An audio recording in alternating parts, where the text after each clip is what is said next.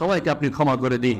আল্লাহ আমাদের ফিলিস্তিনি ভাইদেরকে আপনি আল্লাহ তাদেরকে আপনার এই বিপদের মধ্যে তাদেরকে সুস্থতা দিন আল্লাহ। আল্লাহ তাদের উপর থেকে বিপদকে সরিয়ে দিন আল্লাহ। ইহুদিদেরকে আমাদের সামনে থেকে দূরে সরিয়ে দিন আল্লাহ। ইহুদিরা আমাদের বাইতুল মাকদিসকে দখল করে রেখেছে, এটা আমাদের সম্পদ, এখানে মুসলিমদের সম্পদ, এখানে কারো কোনো অধিকার নেই।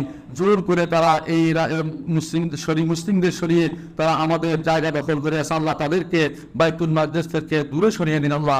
আল্লাহ আমাদের আপনার একান্ত ক্ষমতা দিয়ে সেটা করে দিন আল্লাহ। আমরা করতে পারছি না আল্লাহ। আল্লাহ এমন কোনো জিনিস দিয়ে তাদেরকে সরিয়ে দিন কিয়ামত পর্যন্ত মানুষ সে বিষয়টি স্মরণ রাখবে আল্লাহ। আমাদের বাইরে যারা অসুস্থ আছে তাদেরকে সেখানে সুস্থ দান করুন। যাদের উপর আক্রমণ হয়েছে তাদেরকে আল্লাহ তাআলা আপনি তাদেরকে বিভিন্নভাবে হেফাজত করুন আল্লাহ তাদের যে অন্যায় কাজ করেছে, মানবতা বিরোধী কাজ করে আল্লাহ আমাদের হাসপাতালগুলো আক্রমণ করে যেভাবে তাদের ক্ষতিগ্রস্ত করেছে মুসলিম ভাইদেরকে আল্লাহ আপনি শুধু তার বিচার করেন আল্লাহ। আপনি এমন বিচার করবেন যা কিয়ামত পর্যন্ত নজির হিসেবে মানুষের জন্য অবস্থান করে আল্লাহ।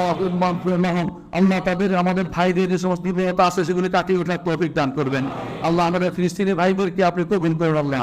আমাদের প্রচেষ্টাকে আপনি কবুল করুন আল্লাহ। আমাদের জীবনের সমস্ত গুনাহকে আপনি ক্ষমা করে দিন আল্লাহ। আমাদেরকে তাদের পাশে দাঁড়ানোর সুযোগ করে দিন আল্লাহ। আমাদেরকে তাদের পাশে দাঁড়ানোর সুযোগ করে দিন আল্লাহ। ইহুদিদেরকে আমাদের পথ থেকে দূরে সরিয়ে দিন আল্লাহ।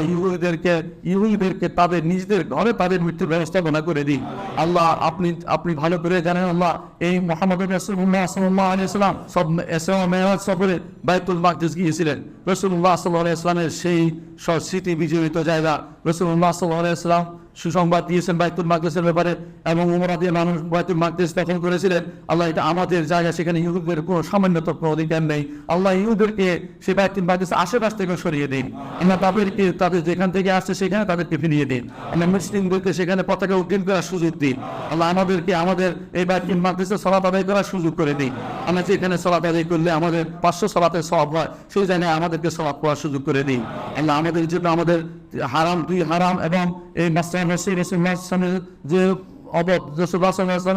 মেরাজের জায়গাকে আমাদের জন্য উন্মুক্ত করে দিন আমরা যেন সেখানে বিচরণ করতে পারি। আমাদের ভাইদেরকে সে সুযোগ করে দিন, আমাদের ভাইদেরকে সেভাবে সহায়ভাবে আশেপাশে সুযোগ করে দিন আল্লাহ। মুসলিম দেশের যারা শাসক আছে তাদেরকে সুযোগ করে দিন আল্লাহ। তারা যেন এই ভাইদের পাশে দাঁড়াতে পারে তাদেরকে দিন আল্লাহ।